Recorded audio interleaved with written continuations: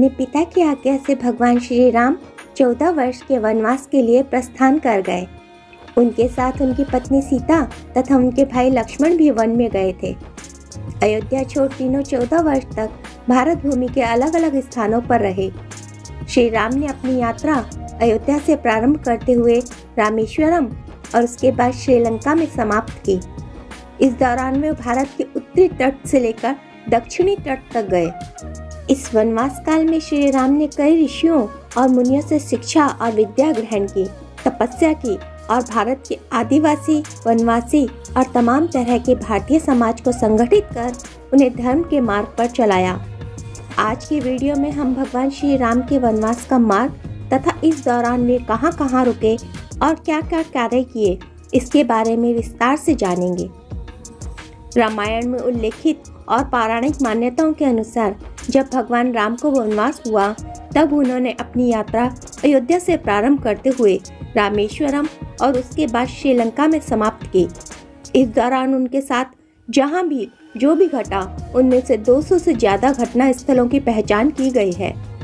पुरातत्व शास्त्रियों और अनुसंधानकर्ताओं ने श्री राम और सीता के जीवन की घटनाओं से जुड़े ऐसे 200 से भी अधिक स्थानों का पता लगाया है। श्री राम अपने वनवास काल में सबसे पहले तमसा नदी पहुँचे, जो अयोध्या से 20 किलोमीटर की दूरी पर है। इसके बाद उन्होंने गोमती नदी पार की और प्रयागराज, इलाहाबाद से 20-22 किलोमीटर दूर वे श्रृंगवेरपुर पहुँचे, जो निषाद राज गुह का राज्य था। यहीं पर गंगा के तट पर उन्होंने केवट से गंगा पार कराने को कहा था। रामायण में इलाहाबाद से 22 मील उत्तर पश्चिम की ओर सिंगरौर इस नगर का उल्लेख भी मिलता है। यह नगर गंगा घाटी के तट पर स्थित था। महाभारत में इसे तीर्थ स्थल भी कहा गया है। इलाहाबाद जिले में कुरई नामक जगह है। गंगा के उस पार सिंगरौर तो इस पार कुरई। सिंगरौर में गंगा पार करने के पश्चात श्री राम इसी स्थान पर उतरे थे। इस गांव में एक छोटा सा मंदिर है जो स्थानीय लोक श्रुति के अनुसार उसी स्थान पर है। कुरई से आगे चलकर श्री राम अपने भाई लक्ष्मण और पत्नी सहित प्रयाग पहुंचे थे। श्री राम ने संगम के समीप यमुना नदी को पार किया और फिर पहुंच गए चित्रकूट। चित्रकूट वह स्थान है जहां राम को मनाने के लिए भरत अपनी सेना के साथ पहुंचते हैं।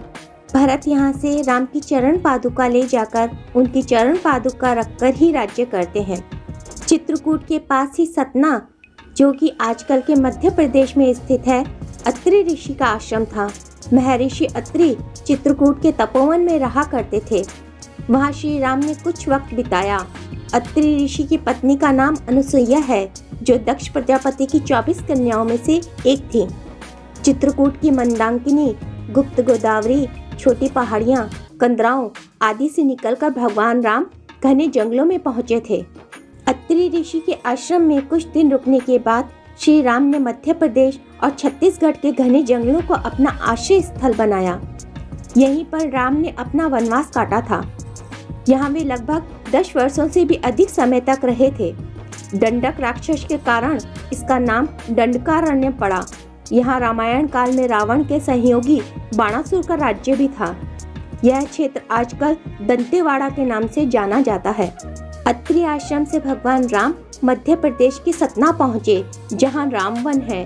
मध्य प्रदेश एवं छत्तीसगढ़ क्षेत्रों में नर्मदा व महानदी नदियों के किनारे 10 वर्षों तक उन्होंने कई ऋषियों और मुनियों के आश्रमों का भ्रमण किया। श्री राम वहाँ से आधुनिक जबलपुर, शहडोल, अमरकंटक गए होंगे। इसके पश्चात श्री राम आंध्र प्रदेश के एक शहर भद्राचलम, जो कि गोदावरी नदी के तट पर बसा है, यह शहर सीता रामचंद्र मंदिर के लिए प्रसिद्ध है। कहा जाता है कि श्री राम ने अपने वनवास के दौरान कुछ दिन यहाँ बिताए थे। स्थानीय मान्यता के मुताबिक दंडकारण्य के आकाश में ही रावण और जटायु का युद्ध में जटायु के कुछ अंग दंडकारण्य में आ गिरे थे। ऐसा माना जाता है कि दुनिया भर में सिर्फ यहीं पर जटायु का एकमात्र मंदिर स्थित है। दंडकारण्य में मुनियों के आश्रम में रहने के बाद श्री राम कई नदियों, तालाबों, पर्वतों और वनों को पार करने के पश्चात नासिक में अगस्त्य मुनि के आश्रम गए। मुनि का आश्रम नासिक के पंचवटी क्षेत्र में था। श्री राम जी ने वनवास का कुछ समय यहाँ बिताया। अगस्त्य मुनि ने श्री राम को अग्निशाला में बनाए गए शस्त्र भेंट किए। श्री राम नासिक में पंचवटी में रहे। नासिक में गोदावरी के तट पर 5 वृक्षों का स्थान पंचवटी कहा जाता है। यहीं पर सीता माता की गुफा के पास 5 प्राचीन वृक्ष हैं, जिन्हें पंचवट के नाम से जाना जाता है। ऐसा कहा जाता है कि यहीं पर लक्ष्मण ने शूर्पणखा की नाक काटे थे। राम लक्ष्मण ने खर व दूषण के साथ युद्ध किया था। इसी जगह पर मारीच वध स्थल का स्मारक भी अस्तित्व में है। नासिक क्षेत्र स्मारकों से भरा पड़ा है, जैसे कि सीता सरोवर, रामकुंड, त्र्यंबकेश्वर आदि। मरीच का वध पंचवटी के निकट ही मृगवधेश्वर में हुआ था। गिद्धराज जटायु से श्री राम की मित्रता भी यहीं हुई थी। वाल्मीकि रामायण अरण्य कांड में पंचवटी का मनोहर वर्णन मिलता है। नासिक क्षेत्र में शूर्पणखा, मारीच, खर और दूषण के वध के बाद ही रावण ने सीता का हरण किया और जटायु का वध भी किया, जिसकी स्मृति नासिक से 56 किलोमीटर दूर साकेड़ गांव में सर्वतीर्थ नामक स्थान पर आज भी है। इसके बाद श्री राम पर्णशाला, जो कि आंध्र प्रदेश के खम्माम जिले के भद्रांचलम में स्थित है। पर्णशाला गोदावरी नदी के तट पर स्थित है। ऐसी मान्यता है कि यही वह स्थान है जहां से सीता जी का हरण हुआ था। हालांकि कुछ लोगों का मानना है कि इस स्थान पर रावण ने अपना विमान उतारा था। वास्तविक हरण का स्थल यही माना जाता है। सर्वतीर्थ, जहां जटायु का वध हुआ था, वह स्थान सीता जी की खोज का प्रथम स्थान था। उसके बाद श्री राम लक्ष्मण तुंगभद्रा तथा कावेरी नदियों के क्षेत्र में पहुंचे और अनेक स्थलों पर वे सीता जी की खोज में गए। तुंगभद्रा और कावेरी नदी को पार करते हुए श्री राम और लक्ष्मण सीता जी की खोज में चले। रास्ते में वे पंपा नदी के पास सबरी आश्रम भी गए, जो आजकल केरल में स्थित है। शबरी जाति से भिलनी थी और उनका नाम श्रमणा था। पौराणिक ग्रंथ रामायण में भी हम्पी का उल्लेख वानर राज्य किष्किंधा की राजधानी के तौर पर किया गया है। मलय पर्वत और चंदन वनों को पार करते हुए वे ऋष्यमुख पर्वत की ओर बढ़े, जहां उन्होंने हनुमान और सुग्रीव से भेंट की। सीता के आभूषणों को देखा और श्री राम ने सुग्रीव के भाई बाली का वध भी यहीं किया था। ऋष्यमुख पर्वत वाल्मीकि रामायण में वर्णित वानरों की राजधानी किष्किंधा के निकट स्थित था। इसी पर्वत पर श्री राम की हनुमान से भेंट हुई। बाद में हनुमान जी ने राम और सुग्रीव की भेंट करवाई, जो कि एक अटूट मित्रता में परिवर्तित हो गई।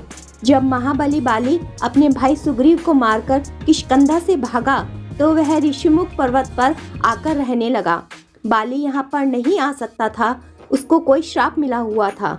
ऋषिमुख पर्वत तथा किष्किंधा नगर कर्नाटक के हम्पी जिला बेल्लारी में स्थित है।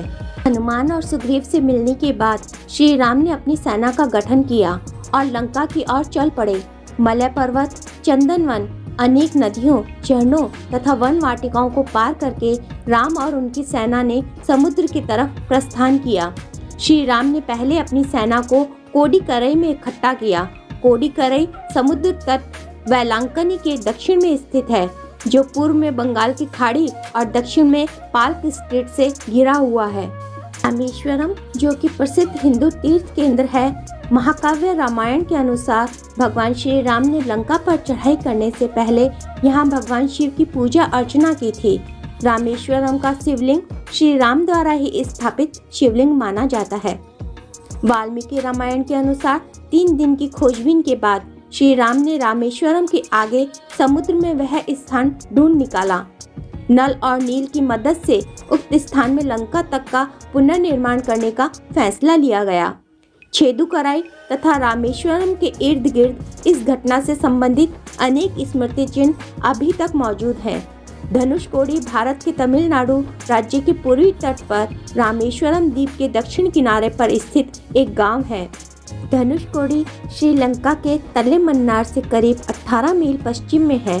धनुषकोडी ही भारत और श्रीलंका के बीच एकमात्र स्थलीय सीमा है, जहां समुद्र नदी की गहराई जितना ही है, जिसमें कहीं कहीं भूमि भी नजर आती है। वाल्मीकि रामायण अनुसार श्रीलंका के मध्य में रावण का महल था। नुवारा एलिया पहाड़ियों से लगभग 90 किलोमीटर दूर बांद्रेवेला की तरफ मध्य लंका की ऊंची पहाड़ियों के बीचों बीच सुरंगों तथा गुफाओं के भंवरजाल मिलते हैं। यहाँ कई ऐसे पौराणिक और पुरातात्विक अवशेषों की प्राप्ति हुई है जिससे यह जगह रामायण काल से जुड़ी प्रतीत होती है। तो दोस्तों, अगर वीडियो पसंद आया हो तो वीडियो को लाइक करें, शेयर करें और कमेंट करके अपनी राय हमें ज़रूर बताएं। चैनल को सब्सक्राइब करना बिल्कुल भी ना भूलें। वीडियो में अंत तक बने रहने के लिए आपका धन्यवाद।